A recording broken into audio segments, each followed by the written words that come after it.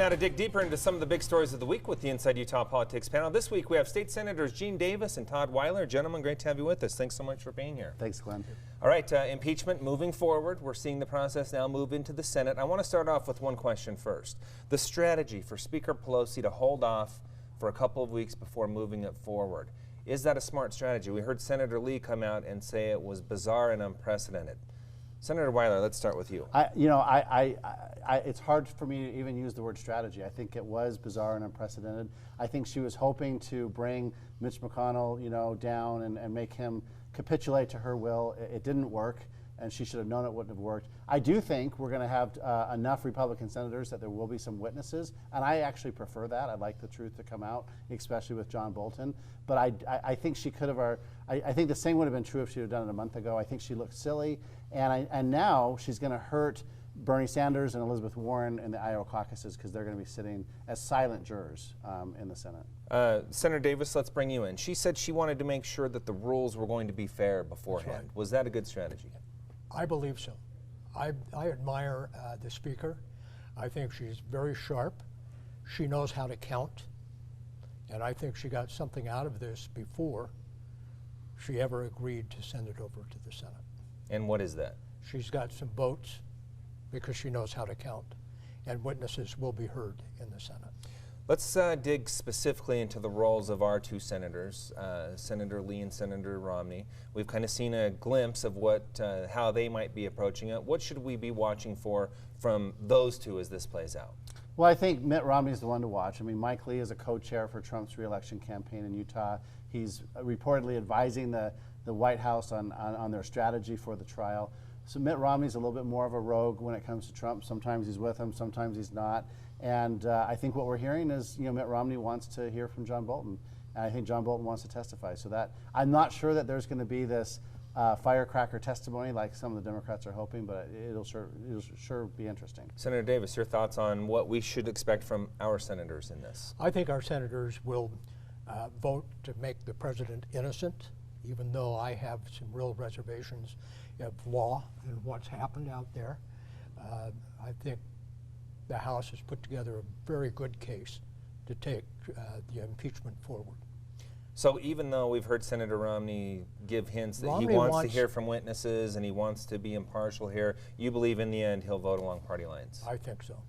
Your thoughts, sir? I think the evidence isn't there. There is no underlying crime, abuse of power, abuse of Congress. The abuse of Congress, I think, is a sham because Trump has executive privilege and he has a right to test that in the courts. The House didn't want to wait for court decisions. You say you think the House made a good case. What Yes. are your points that you think that make you say that? I think that one thing is the fact that number one is foreign interference into our elections is against the law.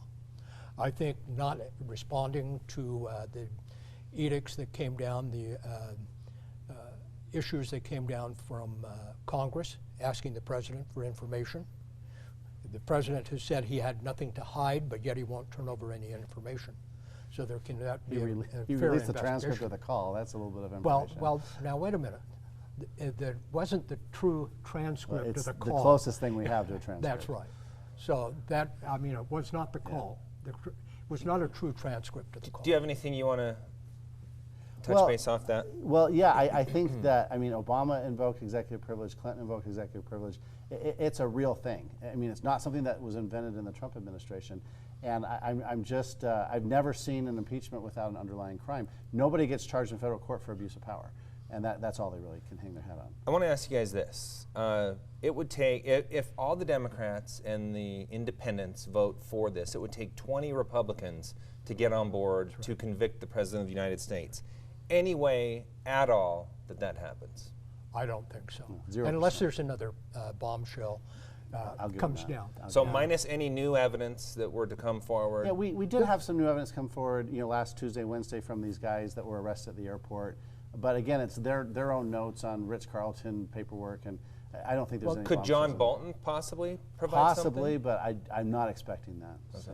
I think the one thing is that some of the information that was released by the House last night, the letter from Giuliani and other issues, there's some bombshells in there. We will see how that plays out. I want to ask you this, though, since we're on the consensus that the president has been impeached by the House, will not be convicted in the Senate.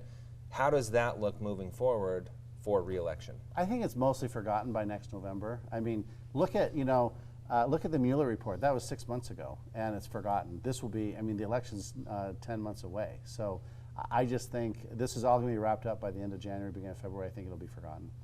Impeachment is something that is a yoke that sits on somebody's shoulder forever. I mean, even Bill Clinton hasn't been forgotten, the fact that he was impeached. I kind of wonder, though, when you take a look at how divisive it is, this issue is, and how divided our country is, does this maybe help the president in his re-election bid? I think it helps him in some circles and hurts him in others, but I think people that were on the fence that feel like the House was unfair in the way they treated the Republicans and the way they treated Trump, I think it might push them into the Trump camp where they were maybe plugging their nose beforehand. Does that concern you at all as a Democrat? I mean, we are seeing the Republican Party bring in unprecedented money for Trump's re-election. The divisiveness right now that's in this country is not predicated upon the impeachment. The divisiveness in this country has been there for a good many years now. It goes back through Obama.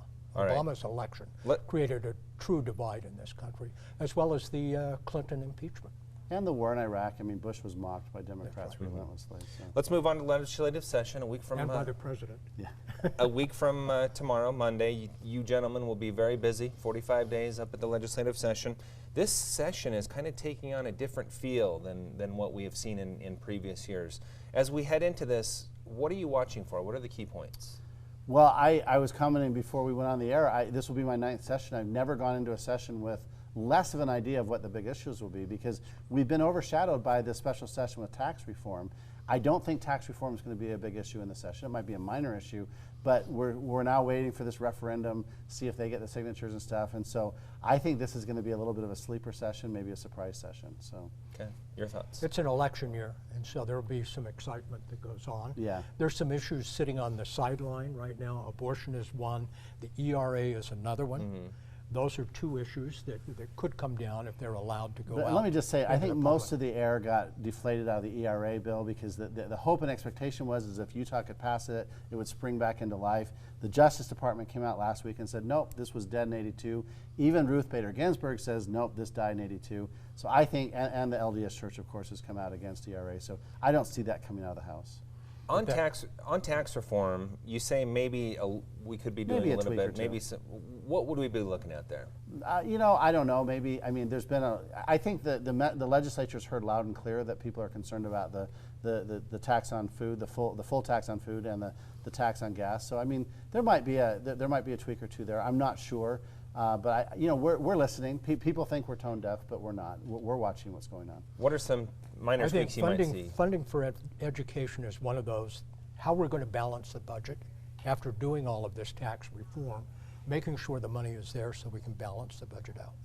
One I bill. think those are some major issues. One bill we will see probably get some attention is one being drafted by Representative Dye. It would essentially make the transition process for transgender Utahns, put it at an adult. You have to be 18 before you can go through that process. How might that play out? I can see that getting some attention for sure. Well, it's an interesting debate on parental rights because the LGBT community told us last year in 2019 a parent doesn't have a right to put their child into therapy even if they think they should. Now the LGBT is saying a parent does have a right to do hormone treatment even on a 9 or 10-year-old or a sex change treatment. So I'm sensitive. I have LGBT friends and close neighbors and things.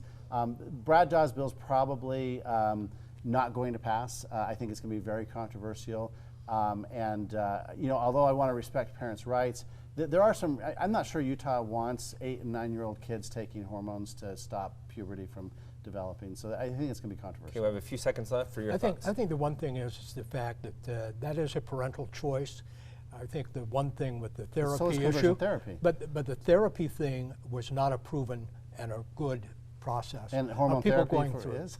Well, For 9-year-olds? I mean, the one thing is if an individual is a transsexual, then that has to be dealt with. Do we know that at 8 years old? But or therapy 9 years old? never changed one's behavior. Well, but do we know right. at 8 years We're- old what somebody's sexual preference We've is? run out of time. Obviously, we could go on for this for quite a bit longer, and I'm sure that's how it'll play out in the session. Gentlemen, great to have you with us. Thanks so much for being here. Appreciate your time.